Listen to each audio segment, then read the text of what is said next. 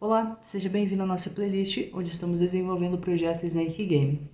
Nessa playlist, nós estamos colocando em prática todos os conteúdos aprendidos no e-book sobre lógica de programação aqui da EdCursos. Se você ainda não adquiriu o seu, o link para adquirir está aqui na descrição do vídeo. Eu sou o Edipo, sou programador e o criador desse canal. No episódio de hoje, nós vamos desenvolver os controles do personagem principal do jogo. O nosso personagem ele já está aparecendo na tela e já está se movimentando, mas apenas para um lado. Agora a gente vai fazer o nosso personagem mudar a direção de acordo com as teclas que a gente pressiona aqui no teclado. O nosso jogo ainda não vai ser possível jogar no celular, porque ele vai depender das teclas de um teclado, porque a gente vai utilizar as setinhas de direção para alterar a direção do personagem. Mas futuramente a gente pode desenvolver alguns botões ali na tela para que ele possa ser jogado pelo celular também. Desenvolvendo essa funcionalidade, nós vamos colocar em prática o uso das variáveis e também da estrutura condicional, uma das estruturas de controle de fluxo que foram abordadas no e-book.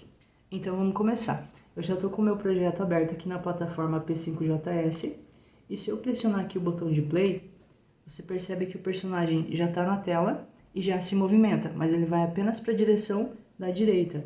Se eu der um play de novo, eu posso pressionar aqui as setas que nada acontece.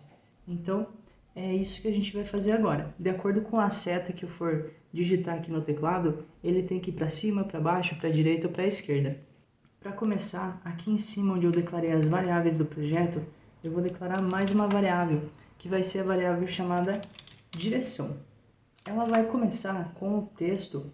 O texto, então, a gente trabalha com o string e ele tem que estar entre aspas, seja entre aspas simples ou entre aspas duplas. O JavaScript interpreta como texto, como string, independente se for aspas simples ou aspas duplas. E eu quero que a direção receba direita. Então, a princípio, ele vai começar sempre indo para a direita. Se eu pressionar o play, nada mudou, né? Porque ele já estava indo para a direita sem eu ter criado a variável. Agora, aqui na function draw, é aqui que a gente está alterando a posição do personagem, a posição do X, do eixo X, que é na horizontal. A cada vez que o personagem é impresso na tela, é desenhado na tela, no final a gente aumenta um bloco para a direita com esse comando aqui. A gente pega a posição X do personagem, que é horizontal, e aumenta um bloco. Então por isso que aqui ele vai de um em um para a direita, porque vai aumentando. Se eu diminuir, ele vai para a esquerda. Então aqui que a gente vai fazer algumas validações. Eu não quero que ele vá sempre para a direita. Eu quero que de acordo com a direção, ele vá para cima, para baixo, para a direita ou para a esquerda. Então é aqui que eu vou utilizar a estrutura condicional. Eu preciso verificar se é para ele ir para a direita. Então eu faço um if, abre e fecha parênteses. E aqui dentro do if, entre os parênteses, eu preciso colocar então a condição. Quando que eu quero que ele vá, então, para a direita? Que ele execute esse comando aqui. Quando a minha variável direção for igual, para comparar se é igual, a gente usa o símbolo igual, igual, duas vezes. Igual, igual, direita. Então, se for para ir para a direita, se a direção é igual a direita, então, aí eu coloco entre chaves o comando que eu quero que ele execute, que no caso é esse daqui. Vou dar um Ctrl X, vou colar aqui.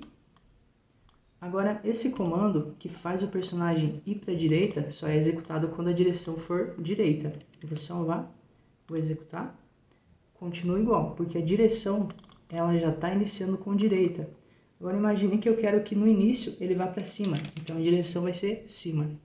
Vou salvar, vou executar, perceba que ele fica parado, porque ele não entrou nesse if, porque a direção não é igual à direita, então ele não aumentou a posição do X do personagem, ele ficou parado. Agora a gente precisa fazer um outro if, verificando se a direção é para cima.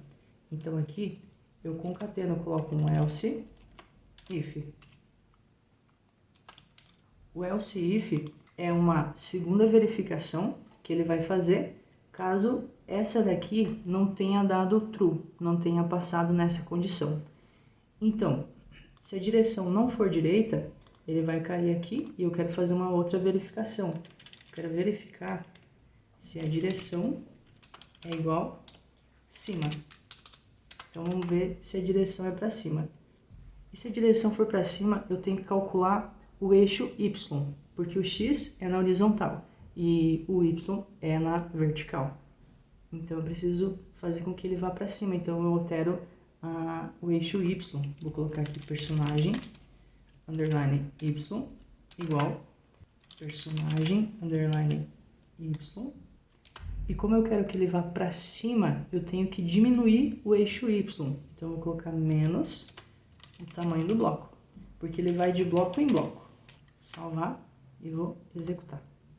Perceba agora como está para cima, ele vai de bloco em bloco para cima, porque ele está sempre caindo nesse comando aqui.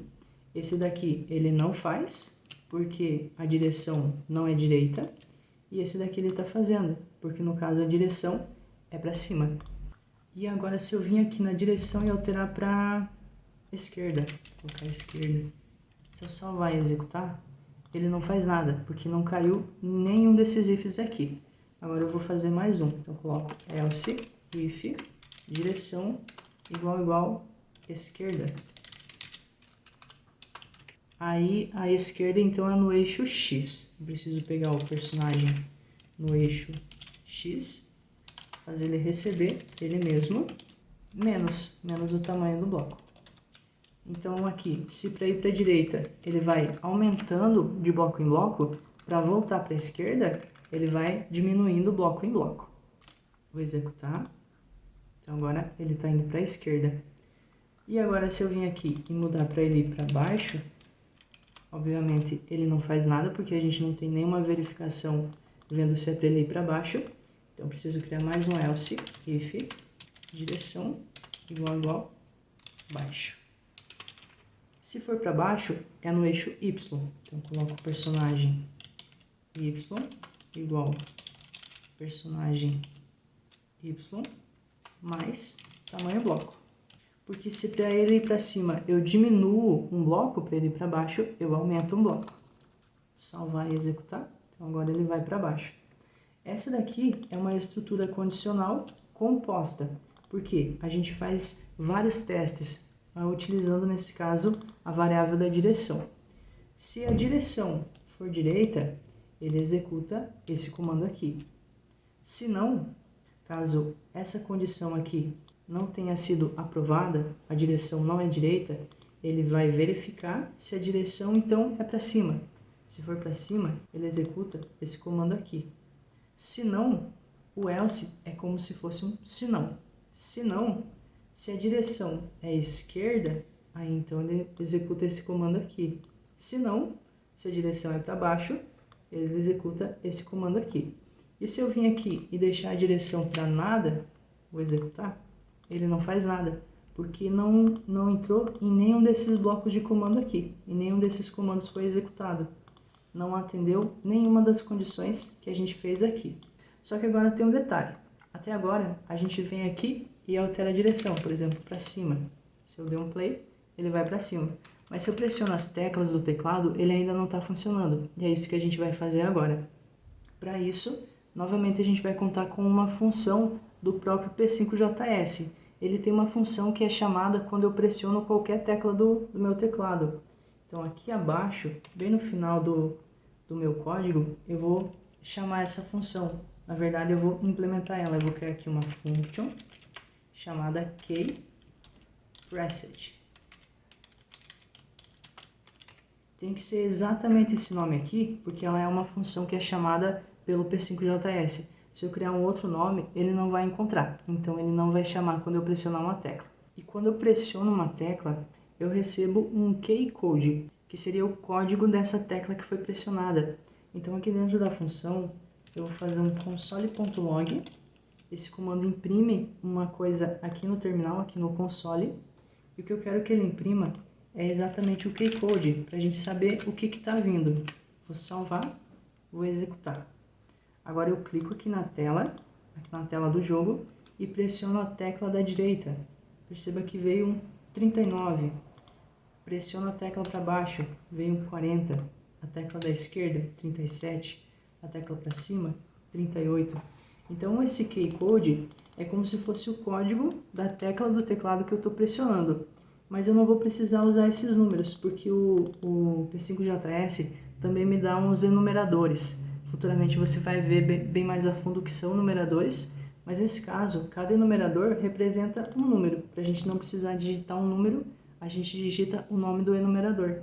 Então eu vou fazer o seguinte, aqui dentro, quando eu pressionar a tecla para cima, a minha variável direção vai receber o valor cima. Quando eu pressionar a tecla para a direita, a direção vai receber o valor direita, e assim por diante.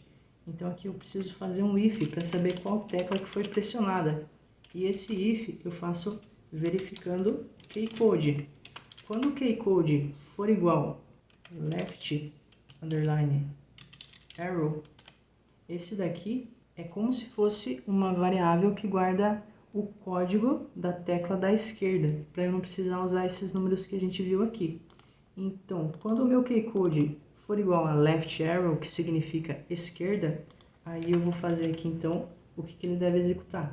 Ele deve pegar a variável direção e guardar dentro dela o texto esquerda. E agora eu vou continuar para verificar as outras teclas. Então, eu vou fazer aqui um else if. Se o meu keycode, se o código da tecla pressionada for igual, então eu já fiz o esquerda, eu vou fazer agora para cima. Para cima é up arrow. Então, se for pressionada a seta para cima, a minha variável direção vai ser igual cima. Else if. Se o meu keycode for igual, então já foi para a esquerda, para cima, para a direita. Direita é right arrow.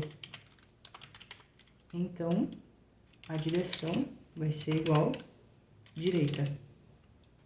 Else if o keycode for igual para baixo é down arrow.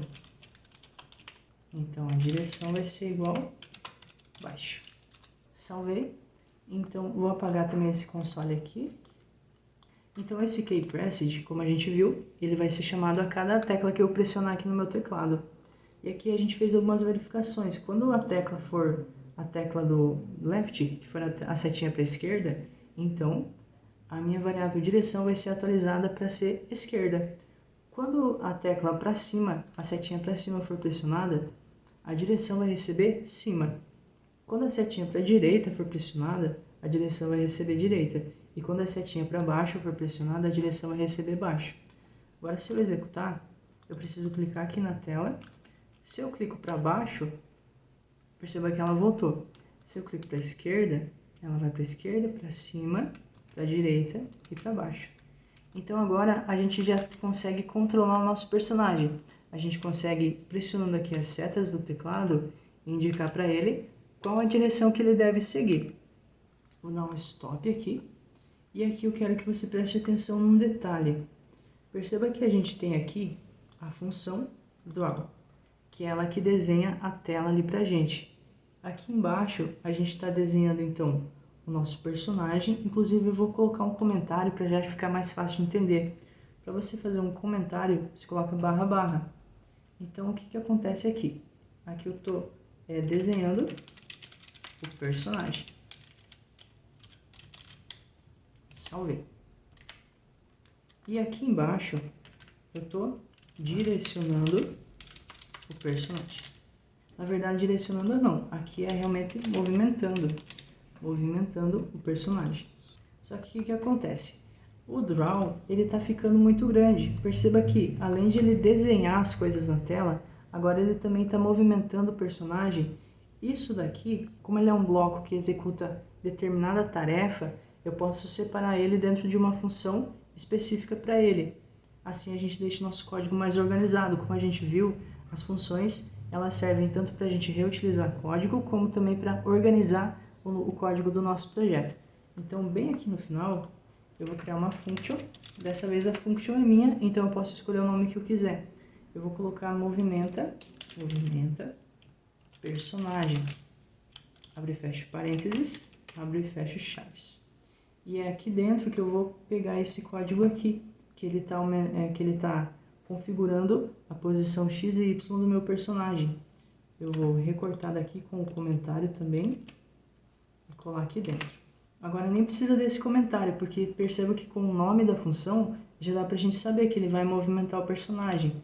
Então o código já fica autoexplicativo, que a gente fala, né? Então agora eu vou copiar o nome dessa função e aqui no lugar onde eu estava codificando, eu vou apenas chamar essa função. Coloco um ponto e vírgula aqui no final. Se eu salvar e executar, eu preciso clicar na tela e continua funcionando igual. A gente tem o mesmo funcionamento, mas com o nosso código um pouco mais organizado. Assim fica mais fácil de a gente entender e dar manutenção futuramente para esse código. Espero que você tenha gostado do episódio de hoje. A gente pôde aplicar na prática, então, o uso das variáveis novamente e o uso da estrutura condicional, uma estrutura que você vai utilizar muito durante a sua carreira como programador. Antes de sair, deixe seu like no vídeo e também se inscreva no canal para não perder as próximas aulas. E até a próxima!